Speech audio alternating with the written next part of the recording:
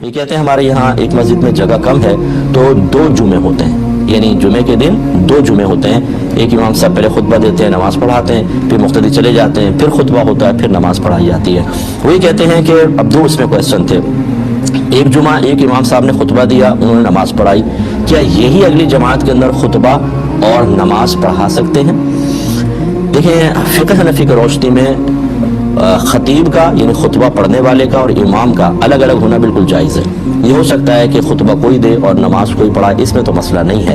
لیکن ہمارے ہاں فقہ حنفی میں جب ایک امام فرائض ادا کر لیتا ہے، اس کے بعد اسی کی جماعت نہیں کروا سکتا، کیونکہ جیسے جمعہ ہے، اس نے جمعہ پڑھا دیا، اس کا جمعہ ادا ہو گیا. جب جمعہ ادا ہو گیا، دوسرا جمعہ یہ امام دوبارہ نہیں پڑھا سکتا، اس لیے کہ فرض تو ادا ہو گیا. اب اگر یہ پڑھائے گا بھی تو یہ فرض نہیں ہے، یہ نفل ہے، اور نفل والے کے پیچھے فرض والے کی نماز نہیں ہوتی فقہ حنفی میں. لہذا اگر یہی امام بن جاتے ہیں دوبارہ تو تمام مقتدیوں کا دوسروں کا جمعہ ہوتا ہی نہیں، وہ سب کے سب برباد، ان کا جمعہ برباد اور امام صاحب گناہگار ہوئے شدید، اور کمیٹی بھی بروز قیامت سب کے جمعوں کے قضا کرنے کا وبال اپنے سر پر لے گی.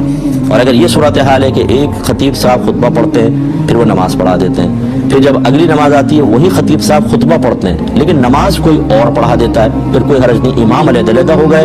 اور خطبہ کا تو میں نے آپ کو پہلے ہی بتا دیا کہ اگر خطبہ ایک الگ شخص نے پڑھا اور نماز دوسرے شخص نے پڑھائی بالکل ہو سکتی ہے. امید ہے کہ آپ بات سمجھ گئے ہوں گے.